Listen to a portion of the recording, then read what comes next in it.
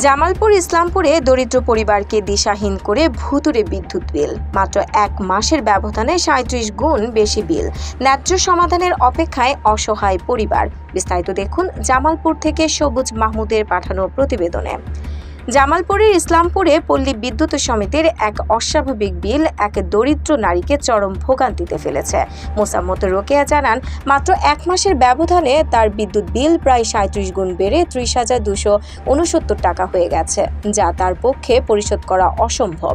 স্থানীয়রা জানায়, ইসলামপুর জোনাল অফিসের আওতাধীন মোসাম্মত রোকেয়ার সাধারণ মাসিক বিল সাধারণত 814 টাকা হয়, কিন্তু হঠাৎ এমন উচ্চ বিল পাঠানোর কারণে তিনি এবং তার পরিবার মানসিক ও আর্থিক চাপে পড়েছেন। ভুক্তভোগী মোসাম্মত রোকেয়া বলেন, আমি গরিব মানুষ, নিয়মিত বিল দেই, ঢাকায় পেটের দায়ে কাজ করি। আমার ছেলে ছোট একটি অটোরিকশা চালায়, কখনো এত বিদ্যুৎ ব্যবহার করিনি।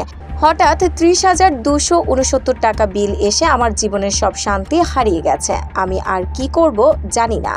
অটো চালাই কেরা? ওরা আমার ছেলে চালাইছে। কতদিন? 3 মাস।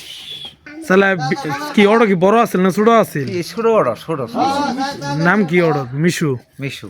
এ দেখেন এখান করে চাই যাই এই বাবা বললে বানা দিছে, তার আমি 20,000 চাই আমি। ও এই যে এদের মিটারটা, এরা আসলে কতদিন অটো চালাইছে? বা 2-3 মাস। পল্লী বিদ্যুৎ সমিতির কর্মকর্তারা দাবি করেছেন, সরজমিনে যাচাই না করেই বিল তৈরি করা হয়েছে। তবুও অভিযোগ রয়েছে, এই ত্রুটিপূর্ণ বিল না পরিশোধ করলে বিদ্যুৎ সংযোগ পুনরায় দেয়া হবে না। স্থানীয়রা বলছেন, পল্লী বিদ্যুৎ সমিতির দায়িত্বহীনতা নিম্ন আয়ের মানুষের জীবনকে দুর্ভোগের মধ্যে ফেলেছে।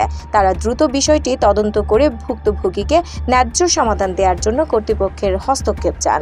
এরা আসলে অটো কয় মাস চলাইছে বা অটোটা কেমন আছিল? না, অটো 2 থেকে 3 মাস চলাইছে। মিশু একটা অটো আছিল, ছোট অটো গুলা। ছোট অটো গুলা। এই যে রোকে আবার পাশে কি আপনার বাড়ি? পাশেই। এই যে এদের একটা মানে মিটারের মধ্যে 30,000 টাকা বিল আইছে, আসলে এরা কি করে, কই থাকে? এটা টাকা দেয়। তাহলে আবার শুনতেছি অটো বলে কিনছিল। ওটা কিনছিল 2-3 মাস চলাইছে। ওর ছেলে চলাইছে। চলে ঢাকা গেছে। হ্যাঁ, সবাই টাকা গেছে। বেশি তো চলাই নাই। না, বেশি চলাই নাই। ইসলামপুর জোনাল অফিসের ডেপুটি জেনারেল ম্যানেজার আলীবর্দী খান সুজন জানান, বিষয়টি আমরা তদন্ত শুরু করেছি। যারা দায়ী তাদের বিরুদ্ধে ব্যবস্থা নেওয়া হবে। স্থানীয়রা আশা করছেন, দ্রুত ব্যবস্থা নিলে সাধারণ মানুষের জীবনযাত্রায় এমন ভয়াবহ অসুবিধা আর হবে না। ডেস্ক নিউজ, অগ্রযাত্রা প্রতিদিন।